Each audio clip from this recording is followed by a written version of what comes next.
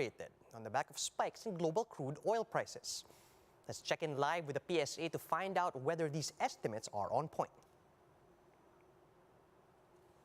Sa 1.4% inflation noong Pebrero 2022 at fish and other seafood, particular ang dilis na may 4.3% inflation mula sa 2.9% inflation noong Pebrero 2022. Bukod dito ay ang mas mabagal na pagbaba ng presyo ng vegetables, tubers, cooking bananas at iba pa tulad ng kamatis na may negative 0.1% inflation mula sa negative 8.4% inflation noong Pebrero 2022. Ang pangalawang commodity group na nagpakita ng mas mabilis na antas ng inflation itong Marso 2022 ay ang housing, water, electricity, gas, and other fuels na may 6.2% inflation at 30.3% share sa pagtaas ng pangkalatang inflation sa bansa. Ito ay dahil sa mas mabilis na pagtaas ng presyo ng mga sumusunod. Kuryente na may 18.0% inflation mula sa 13.5% inflation noong Pebrero 2022 at LPG na may 26.5% inflation mula sa 17.6% inflation noong Pebrero 2022. Ang pangatlong commodity group na nagpakita ng mabilis na antas ng inflation nitong Marso ay ang transport na may 10.3% inflation at 13.7% share sa pagtaas ng pangkalatang inflation sa bansa. Ito ay dahil sa mabilis na pagtaas ng presyo ng mga sumusunod. Gasoline na may 36.7% inflation mula sa 32.1% inflation noong Pebrero 2022 at diesel na may 58.0% inflation mula sa 46.4% inflation noong Pebrero 2022. Ang pangunahing nag-ambag sa overall inflation nitong Marso 2022 ay ang housing, water, electricity, gas, and other fuels na may inflation na 6.2% at 33.1% share sa pangkalatang inflation. Ito ay dahil sa patuloy na pagtaas ng presyo ng mga sumusunod. Kuryente na may 18.0% inflation, LPG na may 26.5% inflation, at renta sa bahay na may 1.4% inflation.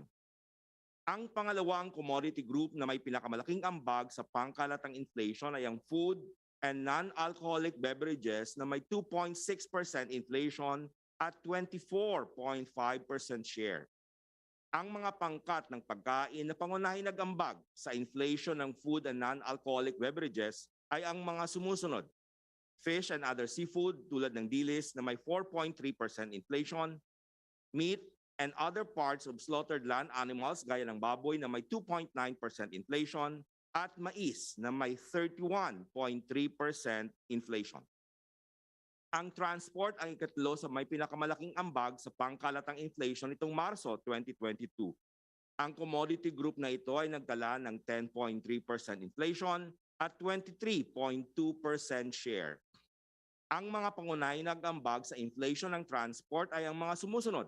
Gasoline na may 36.7% inflation, diesel na may 58.0% inflation, at other passenger transport by road tulad ng tricycle na may 0.8% inflation. Sa 13 commodity groups, 7 ang nagtala ng mabilis na pagtaas ng presyo nitong Marso 2022. Ito ay ang mga sumusunod. Food and non-alcoholic beverages, 2.6% inflation. Alcoholic beverages and tobacco, 4.8% inflation. Housing, water, electricity, gas, and other fuels, 6.2% inflation. Furnishing, household equipment, and routine household maintenance, 2.6% inflation. Transport, 10.3% inflation. Information and communication, 0.7% inflation. At restaurants and accommodation services na may 3.0% inflation. Samantala, nagpakita ng pagtaas ng presyo ngunit sa mas mabagal na antas ang health na may 2.5% inflation at recreation, sport, and culture na may 1.5% inflation. Nanatili naman sa kanilang antas ng inflation noong Pebrero 2022 ang mga sumusunod na commodity groups. Clothing and footwear na may 1.9% inflation, education services na may 0.6% inflation, financial services na may 43.3% inflation, at personal care and miscellaneous goods and services na may 2.2% inflation. Sa National Capital Region, ang inflation nitong Marso 2022 ay bumilis sa antas na 3.4% mula sa 1.9% inflation noong Pebrero 2022. Noong Marso 2021, ang inflation sa National Capital Region ay naitala sa 2.5%. Ang dahilan ng pagbilis ng antas ng inflation sa National Capital Region ay ang mas mabilis na pagtaas ng presyo ng food and non-alcoholic beverages na may 1.5% inflation at 58.5% share sa pagtaas ng inflation nitong Marso 2022. Ito ay dahil sa mas mabilis na pagtaas ng presyo ng mga sumusunod: vegetables, tubers, cooking bananas at iba pa tulad ng kamatis na may 2.6% inflation mula sa negative 15.4% inflation noong Pebrero 2022, at meat and other parts of slaughtered land animals gaya ng baboy na may 0.9% inflation mula sa negative 1.4% inflation noong Pebrero 2022. Bukod dito, mas mabilis na pagtaas ng presyo ang naitala sa fish and other seafood, partikular ang dilis na may 5.2% inflation mula sa 0.5% inflation noong Pebrero 2022. Ang pangalawang commodity group na nagpakita ng mas mabilis na antas ng inflation sa National Capital Region ay ang housing, water, electricity, gas, and other fuels na may 5.1% inflation at 26.3% share sa pagtaas ng inflation nitong Marso 2022. Ito ay dahil sa mabilis na pagtaas ng presyo ng mga sumusunod: kuryente na may 15.2% inflation mula sa 10.0% inflation noong Pebrero 2022, LPG na may 27.7% inflation mula sa 17.5% inflation noong Pebrero 2022, at renta sa bahay na may 1.4% inflation mula sa 1.3% inflation noong Pebrero 2022. Ang pangatlong commodity group na dahilan ng mabilis na pagtaas ng antas ng inflation sa National Capital Region ay ang transport na may 10.2% inflation at 11.9% share sa pagtaas ng inflation nitong Marso 2022.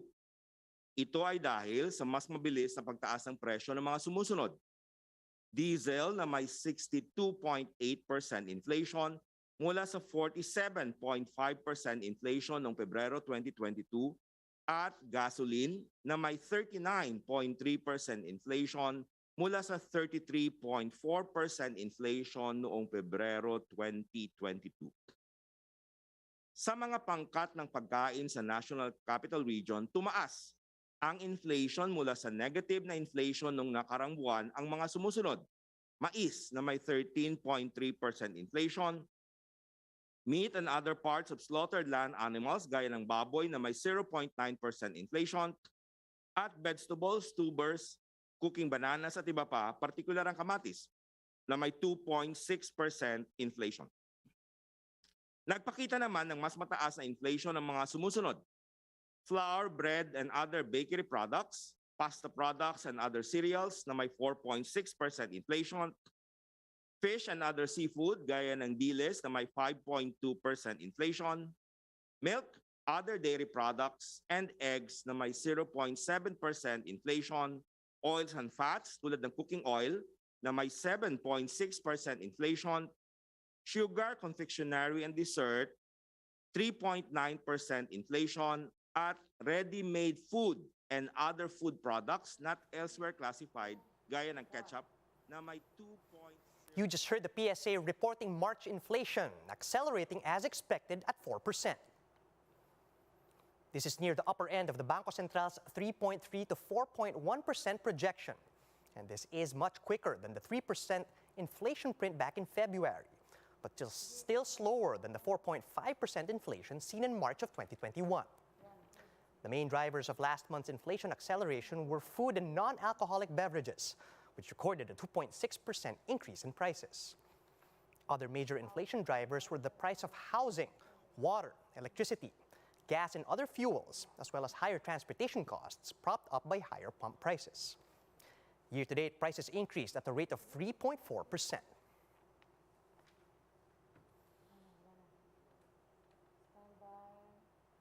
President Rodrigo Duterte inspected the newly constructed Mataas na Kahoy Evacuation Center in Batangas.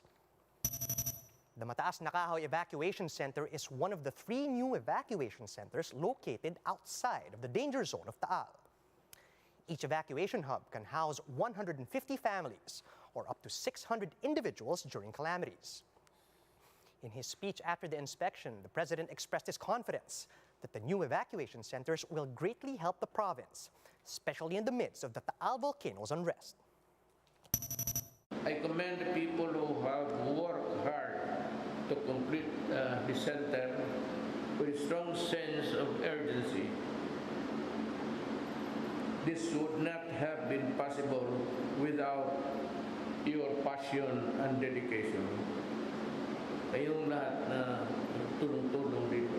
It is during these times that the Bayanihan spirit burns even brighter in the hearts of Filipinos. It is when we become heroes for one another, demonstrating the highest form of compassion for our people. And those are the top stories at this hour. Join us later at 11 a.m. as we continue to monitor the day's biggest stories. You can also catch One News on Signal Play. Register for a free account at www.signalplay.com so you can stream One News live anytime and anywhere. I'm Charles Lejano. Mask on, wash hands, and stay safe, Philippines. We are One News.